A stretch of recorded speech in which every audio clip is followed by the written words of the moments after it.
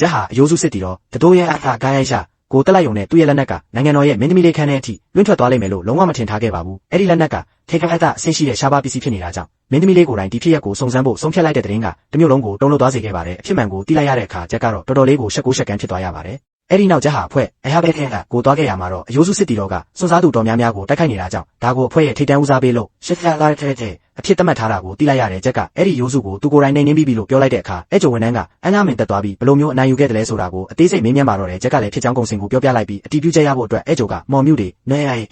ကိုယူပြီးစစ်ဆေးခဲ့ပါတယ်ဂျက်ဟာလမ်းဘေးမှာအကင်စားနေတော့ကောင်မလေးတယောက်ကသူ့စာကိုစိုက်ကြည့်နေတာကြောင့်ဝေမျှကျွေးမွေးလိုက်ပါတယ်အဲ့ဒီအချိန်မှာဂျွန်လဲရောက်လာတာကြောင့်ဂျက်ကပြဿနာလာရှာတယ်လို့ထင်ခဲ့ရင်တကယ်တော့မိဘမဲ့ကလေးမလေးမီလီမဲအရာကိုအိမ်ပြန်ခေါ်ဖို့ရောက်လာတာပါမီလီဟာခိုးထွက်လာတာဖြစ်ပြီးဂျက်နဲ့ခွဲခွာခါနီးမှာမြောက်ဘက်တော်အုပ်ထဲကမြေခွေးလေးကိုကယ်ပေးပါလို့ဂျက်ကိုတောင်းဆိုခဲ့ပါတယ်နောက်တနေ့မှာတော့ဂျက်ဟာမြောက်ဘက်တော်အုပ်ထဲကိုတွားရောက်ရှာဖွေရင်မြေခွေးရုပ်တုရှိတဲ့ကျောင်းဆောင်တစ်ခုကိုတွေ့ရှိခဲ့ပါတယ်အထဲမှာတော့ကျိန်စာမိနေတဲ့မြေခွေးလေးတစ်ကောင်ကိုတွေ့တာကြောင့်ဂျက်ကချက်ချင်းပဲကျိန်စာပြေမော်တပရက်